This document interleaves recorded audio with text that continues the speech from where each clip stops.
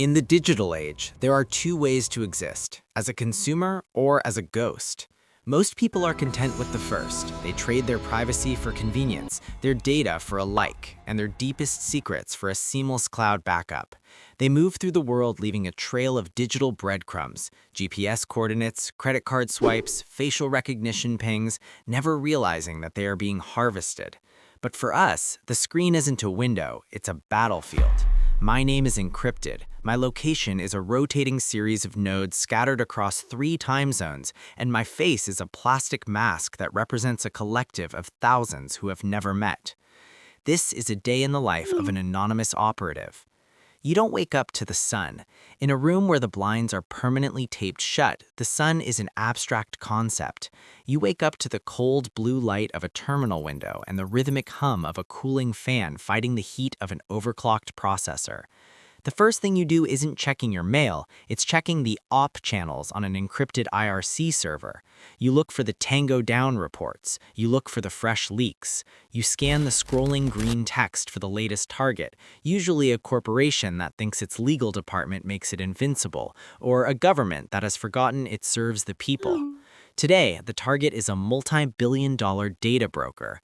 They've been caught shadow profiling citizens, selling private medical histories to insurance predators, and predictive algorithms to authoritarian regimes. They think they are the apex predators of the information age. They think their $10 million firewall makes them a fortress. They're about to find out that every fortress has a crack, and every crack is an invitation. Your office is a single chair in a room that smells of ozone and stale coffee. To a casual observer, you're just a shut-in staring at a monitor. In reality, you're navigating a digital labyrinth of firewalls and honeypots. Real hacking isn't like the movies. There are no spinning 3D cubes or frantic typing. It's a game of agonizing patience. You spend 6 hours running a silent port scanner, moving at a snail's pace to avoid triggering the rate-limiting alarms. You are looking for a single unpatched vulnerability, a legacy plugin, or a forgotten test server. By noon, the recon is finished. You found the back door, a third-party billing portal never decommissioned. You tunnel in, moving silently, masked behind a dozen layers of VPNs and Tor relays. You aren't a person anymore. You're a ghost in the machine. You're sitting in the heart of their primary database, surrounded by the digitized lives of 10 million people. You can see their debt, their diagnoses, their secrets. It's a godlike feeling, but it's tempered by a cold truth. The moment you touch the data, the clock starts ticking. The exfiltration begins at 2 p.m. This is the most dangerous part of the day. Moving large amounts of data creates noise. You have to bleed the data out in small, fragmented packets to stay under the radar of the automated security bots. You start pulling the blacklist folder, the internal documents that prove the company knew they were breaking the law. As the progress bar crawls, the tension becomes physical. Your palms are sweating, but your eyes never leave the packet monitor. The twist happened when the upload reached 60%. The terminal window suddenly flickered, the green text turning a violent white. A new window opened, unbidden and unmaskable. It wasn't a security alert from the server.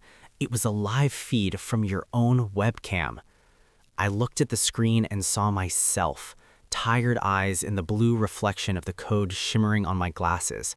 I saw the wall behind me and the tangled mess of Ethernet cables. Below the video feed, a single line of text appeared. "We've been waiting for you, 404. We know you like the dark. Let's turn on the lights." My heart hit my ribs like a hammer. I wasn't the only one in the system.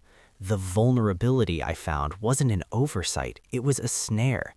The company had hired a private counterinsurgency firm to hunt the hunters. They had used a browser fingerprinting exploit to bypass my VPN and activate my hardware.